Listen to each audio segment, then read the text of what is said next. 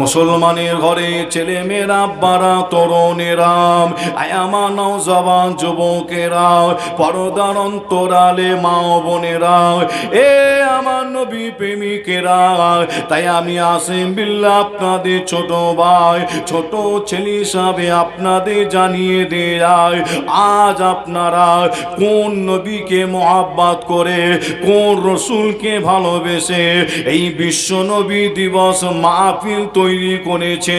এই মাহফিলে আপনারা এসে বসেছেন, এই যুবকেরা, নবী প্রেমিকেরা, তাই আমি আসিম বিল্লাহ আপনাদের জানিয়ে দে যায়, নবী না होता तो कुछ भी नहीं होता, ना जमीन होता, ना आसमान होता, ना चांद होता, ना सूरज होता, ना काबा होता, ना नमाज होता। मेरे खुदा ने मेरे नबी के लिए सारा जहान को बनाया। আরো জোরে বলুন সুবহানাল্লাহ, আরো জোরে বলুন সুবহানাল্লাহ। এ নবী প্রেমিকেরা, তাই আপনাদের ছোট ভাই, ছোট ছেলে হিসাবে জানিয়ে দে যায়, এমন একজন নবীকে মহব্বত করে ভালোবেসে এই মাহফিলে আমরা এসে বসেছি, তাই আপনাদের জানিয়ে দে যায়, এই পৃথিবীর জমিনে আল্লাহ অনেক নবী আলাইহিস সালামকে পাঠিয়েছিল। এ যুবকেরা, হযরতে নবী মূসা আলাইহিস সালাম নাম আপনারা শুনেছেন। হযরতে নবী মূসা আলাইহিস সালাম আল্লাহ যাতে রাজি, হযরতে নবী মূসা আলাইহিস সালাম তাতে রাজি ছিল।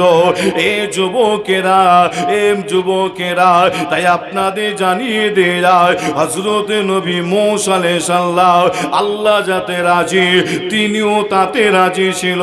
হযরতে নবী ইউনূস আলাইহিস সালাম নাম আপনারা শুনেছেন। ইউনূস নবী যাতে আল্লাহ পাক যাতে রাজি, ইউনূস নবী আলাইহিস সালাম তাতে রাজি ছিল। এ যুবকেরা, আমার নবী প্রেমিকেরা, নাম আপনারা শুনেছেন হযরতে নবী আইয়ুব আলাইহিস সালাম, এই নবীটার নাম আপনারা শুনেছেন। হযরতে নবী আইয়ুব আলাইহিস সালাম আল্লাহ যাতে রাজি, আইয়ুব নবীও তাতে রাজি ছিল।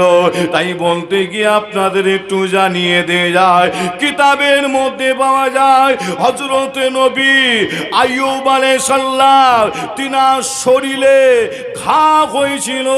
হযরতে নবী আইয়ুব নবীর শরীরে ঘা দিয়েছিল আল্লাহ, এত ঘা হয়েছিল হযরতে নবী আইয়ুব আলাইহিস সালামের ওই ঘায়ে পোকা হয়ে গিয়েছিল। ওই পোকা আইয়ুব নবীর বডিটা খেতে লাগে, ওই পোকা আইয়ুব নবীর শরীরটাকে খেতে লাগে। কিতাবের মধ্যে পাওয়া যায়, এ যুবকেরা, নবী প্রেমিকেরা, আইয়ুব নবীর বডিটা পোকাতে খেয়ে ঝাঁঝরা করে দিতে লাগে। হযরত নবী আইয়ুব আলাইহিস সালামের গ্রামবাসীরা আইয়ুব নবীকে গ্রাম থেকে তাড়িয়ে দিয়েছিল, পাড়া থেকে তাড়িয়ে দিয়েছিল। আইয়ুব নবীকে বাড়িতে থাকতে দেয়া হয় না, তেনাকে বাড়ি থেকে তাড়িয়ে দেওয়া হয়েছিল। হযরত নবী আইয়ুব আলাইহিস সালাম একটা পাহাড়ের গুহায় গিয়ে আশ্রয় নিয়েছিল। এ নবী প্রেমিকেরা, হযরত নবী আইয়ুব আলাইহিস সালাম তিনার শরীরে, গোটা শরীরে ঘা, গোটা শরীরে পোকা। এ যুবকেরা, কিতাবের মধ্যে পাওয়া যায় ওই পোকা খেতে খেতে আইয়ুব নবী আলাইহিস সালামের জবানের কাছে চলে এসেছিল। ওই পোকাটা আইয়ুব নবীর জবানটা খেয়ে নেবে, আইয়ুব নবীর জবানটা খেয়ে নেবে।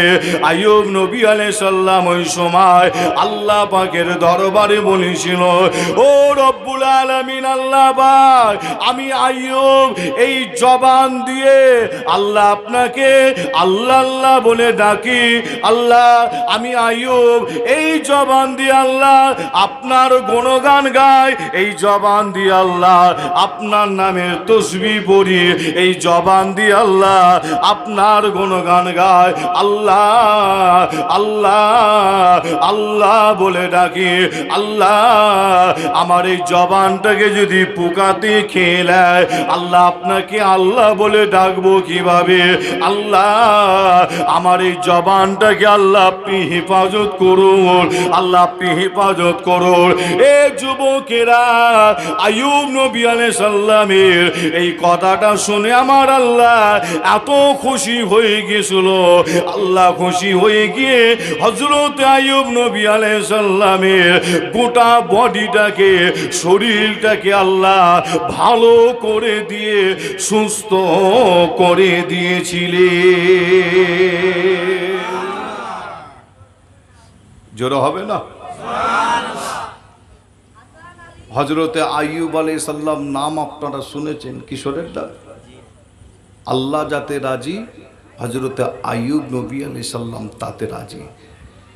ইউনুস নবী নাম আপনারা শুনেছেন এবং এই ঘটনাও শুনেছেন। ইউনুস নবী তিনাকে মাছে খেয়ে নিয়েছিলেন। ইউনুস নবী ছিল মাছের পেটে, তাই তো নাকি?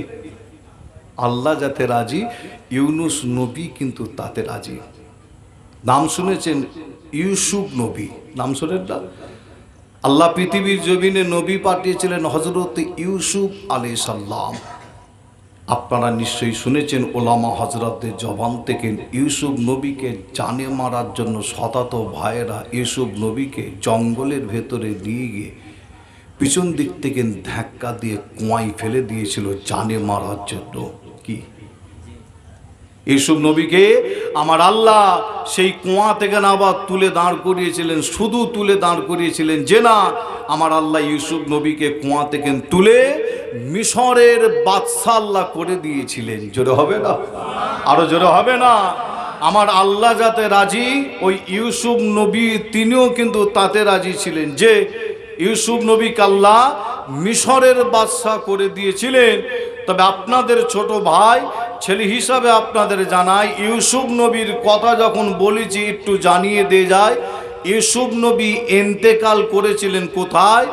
মিশরের জমিনে তিনি ইন্তেকাল করেছিলেন। ইউসুফ নবী ইন্তেকাল করলেন কোথায়? মিশর। নাম শোনেন না? একটা দেশ আছে, নাম হচ্ছে মিশর। ইউসুফ নবী ইন্তেকালের পরে দেখতে পাওয়া যায় কি, মিশরের মানুষদের মধ্যে একটা দ্বন্দ্ব, একটা তর্ক, একটা বিতর্ক একটা শুরু হলো, ঝামেলা। কি দ্বন্দ্ব, কি ঝামেলা?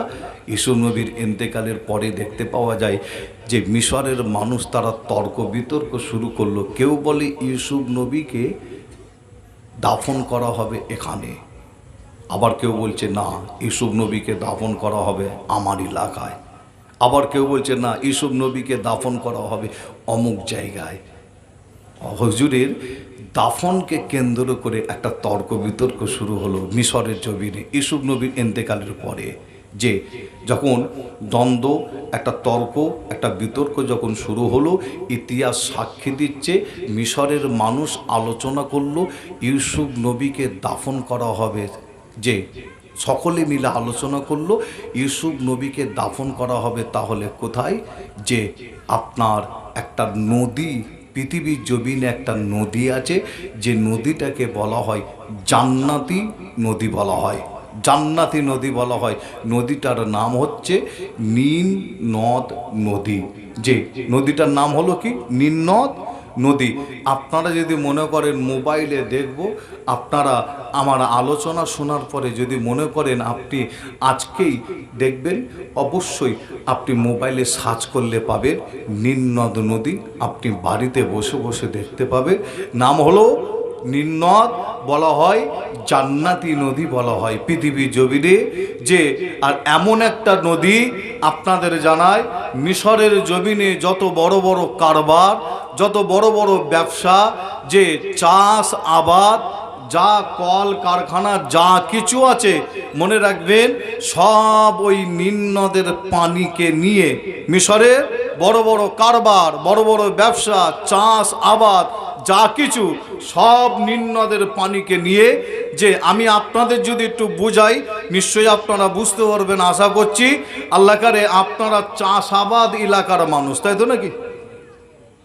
চাষাবাদ এলাকার মানুষ নয়, আল্লাহ করে আপনারা চাষাবাদ করেন, দোয়া চায় আল্লাহ আপনাদের জমিতে ফসল আল্লাহ আরও বেশি বেশি বরকত দান করে। কিন্তু আপনাদের বলি যে ধান চাষ করার জন্য পানি কি লাগে? ধান চাষের জন্য পানি লাগে না?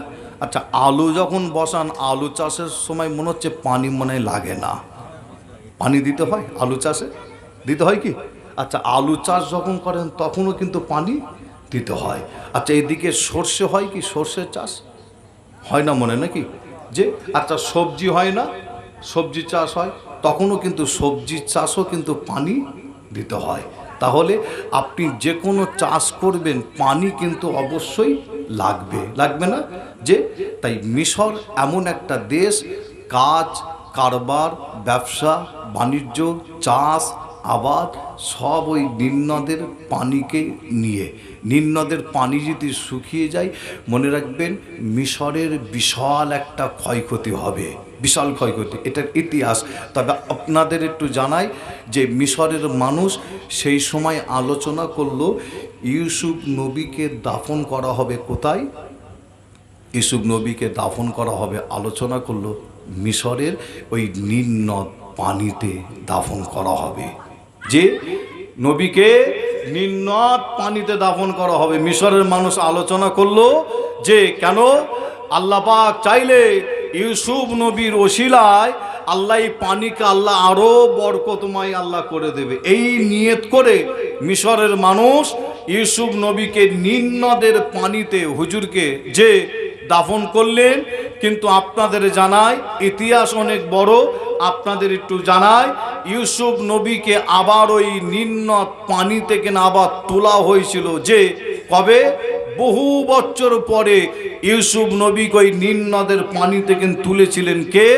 নবীটার নাম হযরতে নবী মূসা আলাইহিস সালাম। হযরতে নবী মূসা আলাইহিস সালাম ইউসুফ নবীকে ওই নীলনদের পানি থেকে তুলে আবার হুজুরকে নিয়ে চলে গেলেন কোথায়? দেশটার নাম হলো প্যালেস্তাইন, অর্থাৎ ফিলিস্তিন। আপনারা নিশ্চয়ই নাম শুনছেন যে বর্তমান সময় যে আপনার প্যালেস্তাইনের জমিনে ইসরায়েল, যে ইহুদিরা তারা বোম দিয়ে, গুলি দিয়ে, বারুদ দিয়ে, রকেটের হামলা করে হাজার হাজার মুসলমানকে শহীদ করে দিচ্ছে। যে সারা পৃথিবীতে যত মসজিদ আছে 3 নাম্বার মসজিদ হচ্ছে আপনার প্যালেস্তাইনের জমিনে।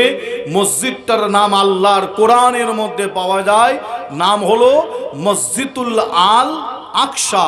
আর এই মসজিদটা দখল করার জন্য ইহুদি ইসরায়েল তারা বোম দিয়ে, গুলি দিয়ে, বারুদ দিয়ে হামলা চালায়। কিন্তু প্যালেস্তাইনের মুসলমান তারা আল্লাহর ঘর মসজিদকে হেফাজত করার জন্য তারা তাদের শুধু শরীরের রক্ত নয়, জীবন দিয়েও আল্লাহর ঘরকে তারা হেফাজত করছে। একবার জোরে বলুন, জোরে হবে না? আমরা ইন্ডিয়ার মুসলমান, পশ্চিম বাংলার মুসলমান, আমরা সেই মোবাইলে দৃশ্য আপনিও দেখছেন, আমিও দেখছি। যে হ্যাঁ, দেখলে চোখ দিয়ে পানি বার হবে। ছোট ছোট মাসুম বাচ্চাদের পর্যন্ত ছাড়া হয় না, যে হসপিটাল পর্যন্ত ছাড়া হয় না, বোম দিয়ে, গুলি দিয়ে আঘাত করছে। যে হ্যাঁ, আমি আসিম বিল্লাহ সিদ্দিকী, যে আমার আলোচনা বক্তব্য কিন্তু অন্য আপনাদের কাছে আলোচনা করতে করতে চলে এলাম, কিন্তু এতটুকুন বলে যাই যে আপনার তাদের জন্য আমরা ইন্ডিয়ার মুসলমান, আমাদের ইমানি দায়িত্ব কর্তব্য হচ্ছে তাদের জন্য যে মসজিদে বসে আল্লাহর দরবারে দুটো হাত তুলে দোয়া চাওয়া। যে হ্যাঁ, এটা আপনি একজন মুসলমান হিসাবে যদি আপনি করতে যদি না পারেন, মনে রাখবেন কিয়ামতের দিনে আল্লাহর দরবারে জবাব দিতে হতে পারে। যে হ্যাঁ, মনে রাখবেন যে হ্যাঁ, তাদের জন্য আল্লাহর দরবারে একটু দোয়া চাওয়া। মনে রাখবেন যে হ্যাঁ, প্যালেস্তাইনের মুসলমান মা বোনেদের, ছোট ছোট বাচ্চাদের পর্যন্ত ছাড়া হয় না।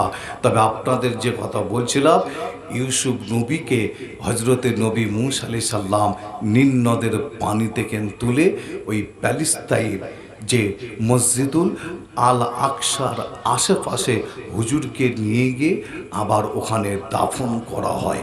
জোরে বলুন, জোরে হবে না? মুসলমানের ঘরে ছেলে মেয়েরা, বারা তরুণেরা, আয়ামানাও জওয়ান যুবকেরা, পর্দার অন্তরালে মা ও বোনেরা, এ আমার নবী প্রেমিকেরা, তাই আপনাদের ছোট ভাই ছেলে হিসাবে জানিয়ে দেয়, এই পৃথিবী জমিনে আল্লাহ যত নবী আলাইহিস সালামকে আল্লাহ পাঠিয়েছিল, সমস্ত নবী আলাইহিস সালামেরা আল্লাহ যাতে রাজি, সমস্ত নবী আলাইহিস সালাম তাতে রাজি। এ যুবকেরা, তাই আপনাদের জানিয়ে দিয়ে যায়, হযরতে নবী মূসা আলাইহিস সালাম আল্লাহ যাতে রাজি, হযরতে নবী মূসা আলাইহিস সালাম তাতে রাজি, হযরতে নবী মূসা আলাইহিস সালাম আল্লাহ পাকের দরবারে একদিন বলেছিলেন, আল্লাহ একবার আপনি আমাকে দেখা দিন। আমার আল্লাহ সময় বলেছিলেন, লান তারানি, এ মূসা তোমার সাথে আমার দেখা হবে না, হবে না, হবে না। হযরতে নবী মূসা আলাইহিস সালাম আল্লাহ পাকের দরবারের সময় বলেছিল, আল্লাহ কেন দেখা হবে না? আল্লাহ আমি নবী মূসা কি এমন অন্যায় করেছি? আল্লাহ কি এমন দোষ করেছি? আল্লাহ আল্লাহ একবার আপনার সাথে আমার কি দেখা হবে না? আমার আল্লাহ সময় বলেছিল, এ মূসা তুমি যদি আমার সাথে দেখা করতে চাও তবে একটা শর্ত আছে। শর্তটা হলো, ওই যে দেখতে পাচ্ছ তুর পাহাড়, ওর ওপরে তোমায় গিয়ে উঠতে হবে, পাহাড়টার ওপরে উঠে দাঁড়াতে হবে, স্থিরভাবে দাঁড়িয়ে থাকতে হবে। যদি স্থিরভাবে দাঁড়িয়ে থাকতে পারো, আমি আল্লাহ বা আমার জাতি নূর নয়, সেফাতে নূর, কোন বিশিষ্ট নূরকে আমি আল্লাহ 70,000 পর্দার আপ ডাউন থেকে তুর পাহাড়ের ওপরে নিক্ষেপ করব। এ মূসা তুমি যদি তুর পাহাড়ে স্থিরভাবে যদি দাঁড়িয়ে থাকতে পারো, আমি আল্লাহ বলছি তাহলে তোমার সাথে আমার দেখা এবং দিদার হয়ে যাবে। এ নবী প্রেমিকেরা, হযরতে নবী মূসা আলাইহিস সালাম এই কথাটা যখন শুনলেন, এই খবরটা যখন শুনলেন, শোনার সাথে সাথে নবী মূসা আলাইহিস সালাম এত খুশি হয়ে গিয়েছিল, এত খুশি হয়েছিল। হযরতে নবী মূসা আলাইহিস সালাম খুশিতে করেছিলেন কি জানেন? আল্লাহর সাথে দেখা করবে, তুর পাহাড়ে ওঠার জন্য। হযরতে নবী মূসা আলাইহিস সালাম ওই পাহাড়টার উপরে যখন একটা কদম, একটা পা যখন রাখলে, আমার আল্লাহ সময় বলেছিল ফাকলানা আলাইকা, আল্লাহ সময় বলেছিলেন ফাকলানা আলাইকা, এ মূসা তোমার পায়ের জুতোটাকে খুলে তবে তুমি তুর পাহাড়ে ওঠা শুরু করো। হযরতে নবী মূসা আলাইহিস সালাম পায়ের জুতোটাকে খুলে ওই তুর পাহাড়ের উপরে ওঠা শুরু করে দিল। এ যুবকেরা, তুর পাহাড় মানে একটা ছোট পাহাড় যে না, বিশাল বড় পাহাড়।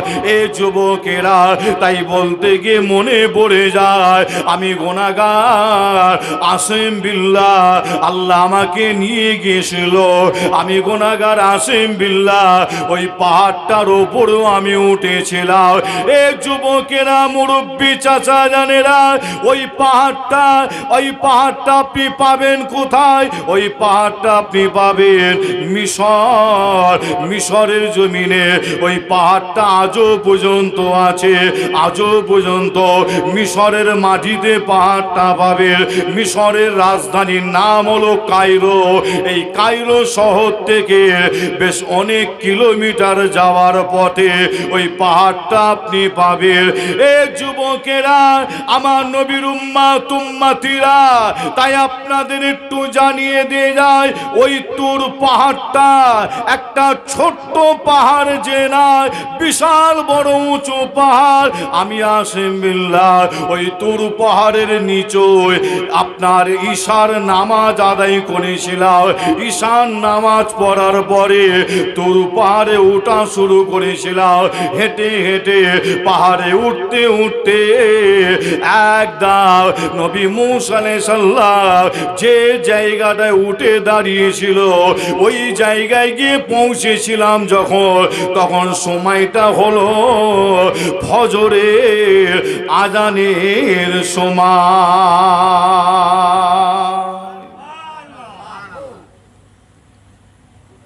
পাহাড়টা কি ছোট পাহাড় বলে মনে হয়? যে পাহাড়ের নিচেই আমরা নামাজ পড়ছি, ঈশান নামাজ।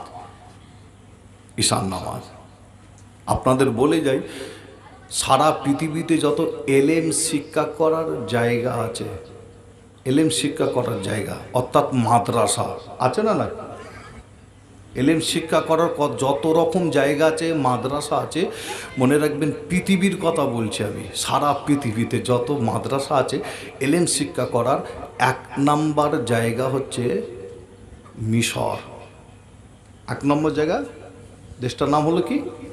মিশরের জামে আজহার। নিশ্চয়ই আপনারা নাম শুনেছেন, মিশরের জামে আজহার। সারা পৃথিবীর কথা বলছি, যত জায়গা আছে এলেম শিক্ষা করার 1 নম্বর জায়গা হলো মিশরের জামে আজহার। যে সেই মিশরের জামে আজহারের কিছু ছাত্র আমরা সাথে করে দিয়ে কায়রো শহর থেকে একটা প্রাইভেট গাড়ি ভাড়া করে, যে বেশ কয়েক ঘন্টা গাড়ি যাওয়ার পরে পাহাড়ের কাছে গিয়ে হাজির। গাড়ির ভেতরেই জুতোটাকে, পায়ের জুতোটা আমরা গাড়ির ভেতরে খুলে রেখেছি। গাড়ির ভেতরে খুলে রেখে খালি পায়ে গাড়ি থেকে হেঁটে হেঁটে হেঁটে হেঁটে হেঁটে হেঁটে প্রায় 1-1.5 কিলোমিটার পাহাড়ের কাছে গেছি আমরা।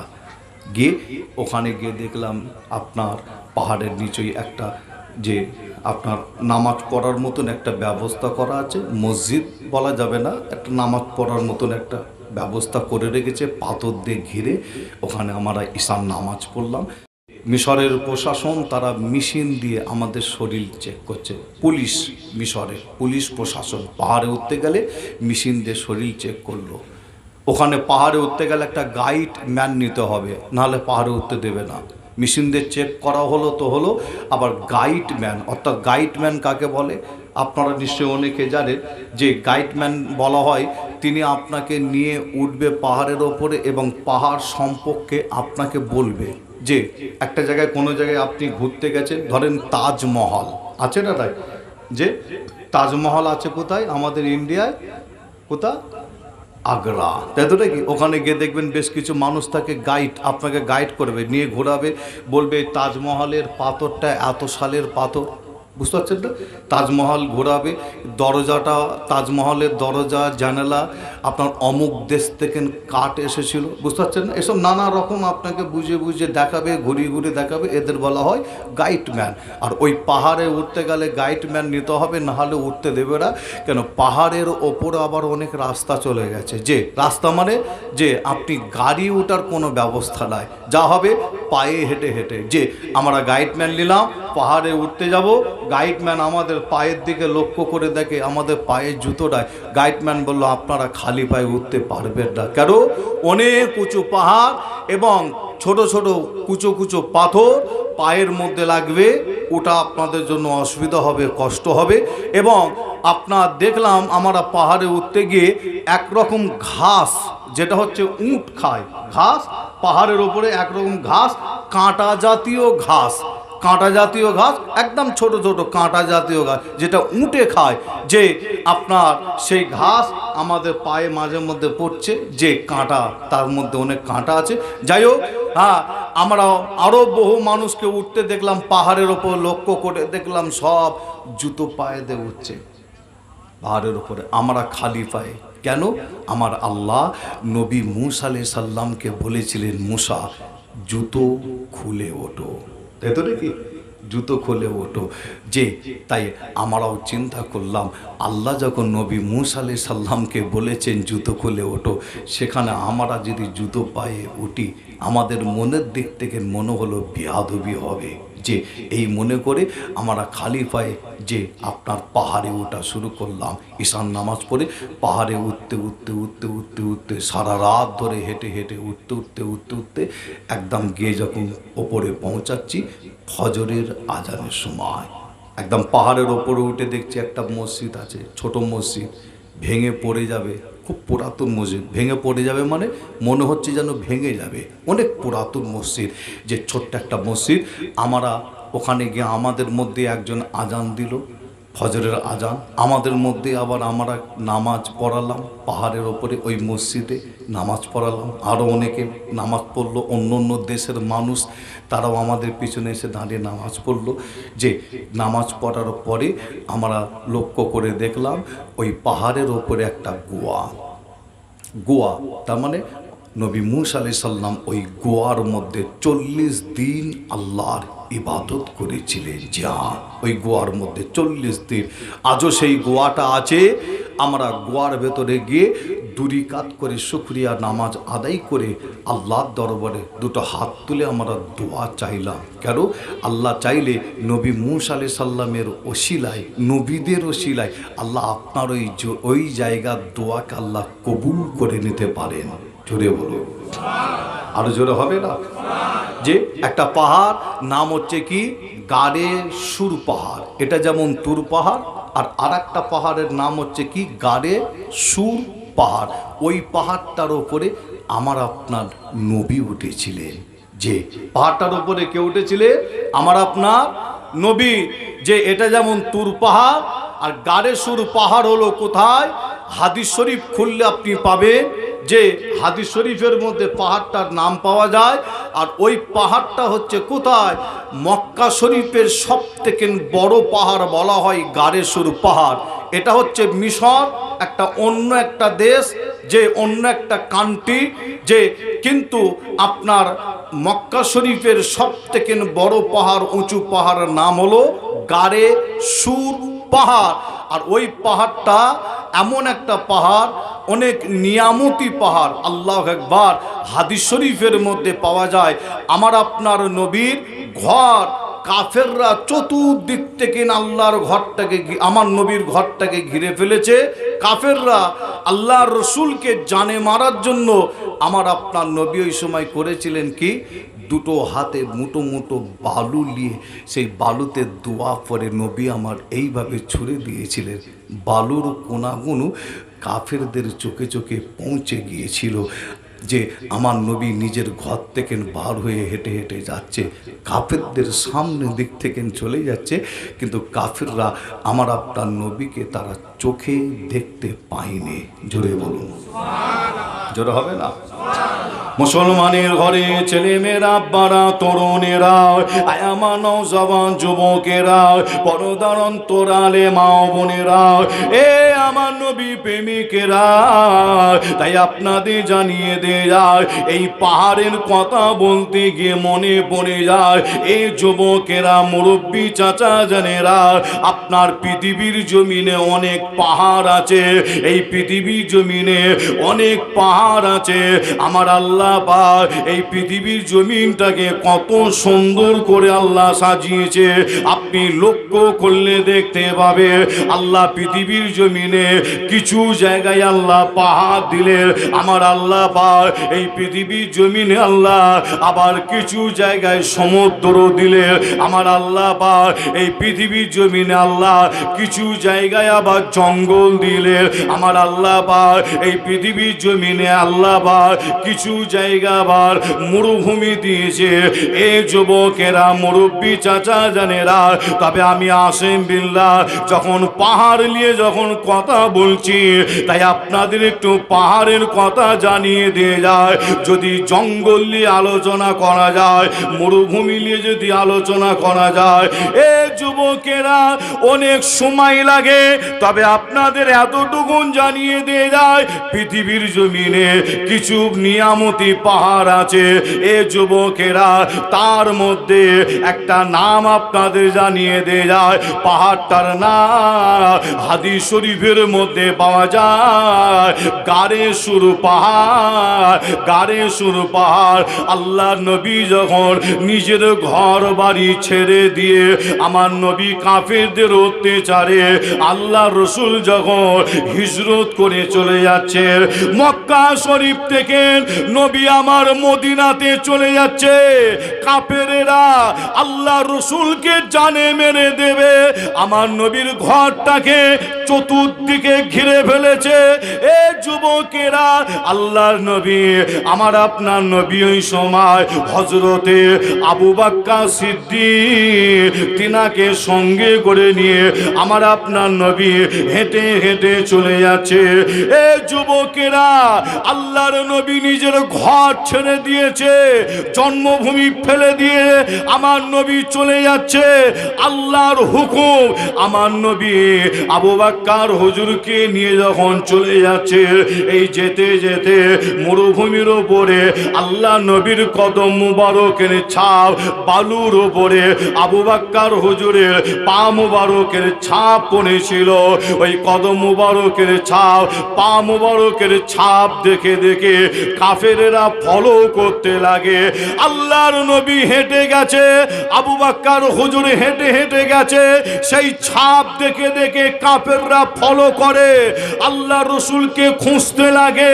এ যুবকেরা, ওই সময় আমার আপনার নবী আবু বকর হুজুর হেঁটে হেঁটে যাওয়ার পথে একটা পাহাড় পড়েছিল।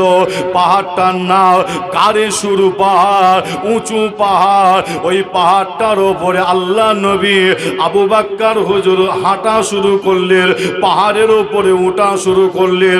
এ যুবকেরা, পাহাড়টার ওপরে উঠতে উঠতে উঠতে আমার নবী উঠতে উঠতে আবু বকর হুজুর পাহাড়ের ওপরে হেঁটে হেঁটে উঠতে উঠতে একদম পাহাড়ের ওপরে যখন উঠে যায়, ওই পাহাড়ের ওপরে উঠে গিয়ে দেখে পাহাড়ের ওপরে একটা গুহা।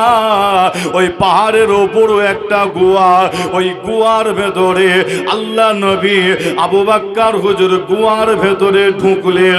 ওই গুহার ভেতরে গিয়ে আশ্রয় নিল। এ যুবকেরা, মুরব্বী চাচা জানেরা, আপনারা নিশ্চয়ই শুনেছেন উলামা হযরতদের জবান থেকে ওই গুহার মুখে একটা মাকড়সার জাল বুনে দেয়া হয়েছিল। এ যুবকেরা, ওই গুহার ভেতরে আবু বকর হুজুরের পায়ে একটা বিষাদর সাপ কামড়ে নিয়েছিল। এই সাপ কামড়ানোর সাথে সাথে দেখতে পাওয়া যায় আবু বকর হুজুরের সারা শরীরটা সাপের বিষে, সারা শরীরে সাপের বিষ হয়ে গেছিল। এ যুবকেরা, আবু বকর হুজুরের সারা শরীরে সাপের বিষ আমার আপনার নবী করেছিলেন কি জানেন? ওই সময় ওই গুহার ভেতরে বসে নিজের জবান থেকে, মুখ থেকে থুথু মুবারক, লালা মুবারকটা বার করে আবু বকর হুজুরের যে জায়গাটায় সাপ কেড়েছে ওই জায়গাটা থুথু মুবারক, লালা মুবারকটা লাগিয়ে দিলে, লাগানোর সাথে সাথে দেখতে পাওয়া যায় আল্লাহ পাক আমার আপনার নবী থুথু মুবারকের ওসিলায় আবু বকর হুজুরের সারা শরীরে সাপের বিষকে আল্লাহ পানি করে দিয়েছিলেন। জোরে বলবেন না? পাহাড়টার নাম হলো কি? পাহাড়টার নাম গাড়ে, হ্যাঁ, গাড়ে সুর। আর হেরা গুহা পাহাড় হচ্ছে আলাদা আবার পাহাড়, ওটাও মক্কা শরীফে। গাড়ে সুর পাহাড়টার নাম মনে রাখবেন।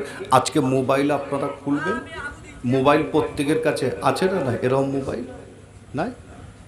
কম বেশি আছে না নাই? বলেন না। মা বোনেদের কাছে, যুবকদের কাছে কম বেশি প্রত্যেকের কাছে মোবাইল, এখন প্রত্যেকের কাছে কম বেশি। এই মোবাইল যেমন ভালো, আর একদিক দিয়ে খারাপ।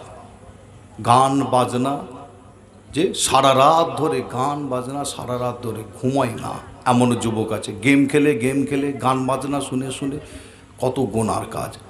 আপনি বালিশে মাথা দেন, ঘুমানোর সময় যে কি বাড়িতে বসে আছেন, কিছু অল্প টাইম আপনি মোবাইলে ভালো জিনিস দেখেন, দেখে মোবাইলে দেখার পরে আল্লাহর দরবারে যদি আপনি শুকরিয়া আদায় করেন, মোবাইলে দেখার পরে শুকরিয়া যদি আদায় করেন, এই শুকরিয়া আদায় করার কারণে আল্লাহ আপনার আমল নামাই নেকি দেবে। জোরে বলবেন না? যে পাহাড়টা আপনি দেখেন না, আমার নবী আবু বকর হুজুর যে পাহাড়টায় উঠেছিলেন, পাহাড়টা দেখার ইচ্ছা করে না? ইচ্ছা করে তো নাকি? দেখেন আপনি মোবাইলে সার্চ করেন গাড়ে সুর পাহাড়, মোবাইলে সার্চ করলে আপনি দেখতে পাবেন বাড়িতে বসে বসে যে হযরত নবী মূসা আলাইহিস সালাম যে পাহাড়ে উঠলেন, নাম তুর পাহাড়। মোবাইলে সার্চ করেন তুর পাহাড়, আপনি মোবাইলে পাবেন। আল্লাহু আকবার। আমরা কিন্তু সেই সমস্ত জিনিস আমরা মোবাইলে দেখি না। যে অনেকে আছে যে এই মোবাইল আমরা গুনার কাজে আমরা বেশি ব্যবহার করি। আল্লাহ আমাদের হেফাজত করে, যে যেমন ভালো আবার আর এক দিক দিয়ে তেমন খারাপ। যে তবে আপনাদের ছোট ভাই ছেলে হিসাবে আপনাদের জানায়, আপনাদের বলে যায়, এই গাড়ের সুর এমন একটা পাহাড়, যে পাহাড়ের গোয়া মধ্যে আবু বকর হুজুর আমার নবী তিনি আশ্রয় নিয়েছিলেন। আজও পর্যন্ত সেই গোয়াটা আছে।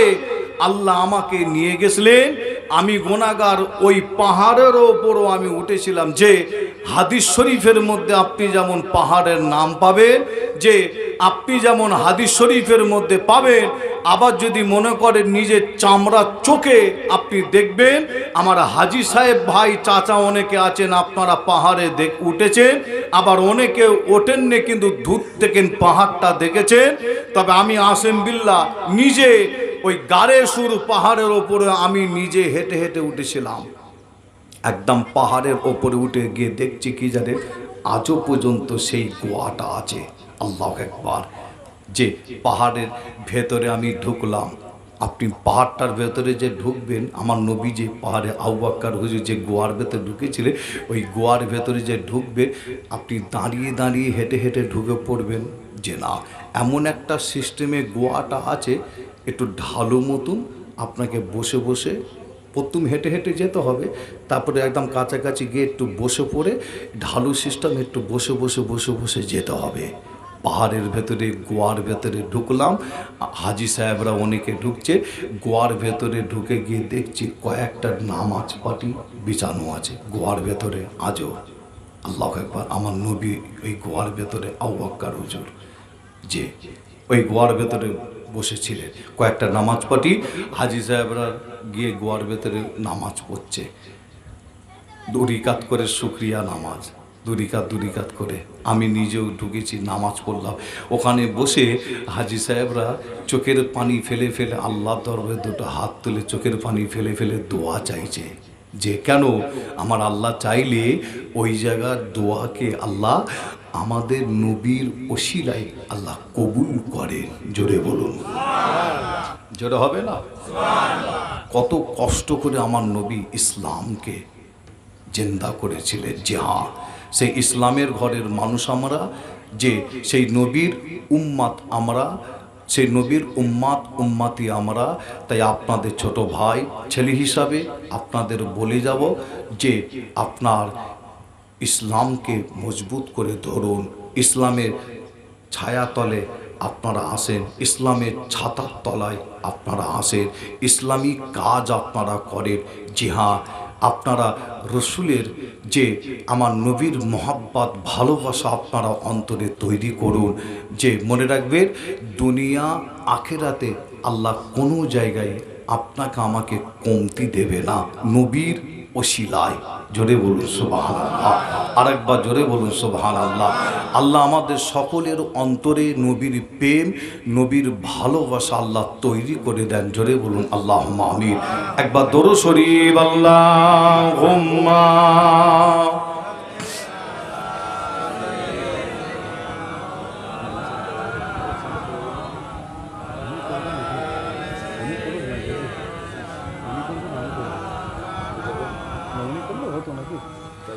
দরুদ শরীফ আল্লাহুম্মা।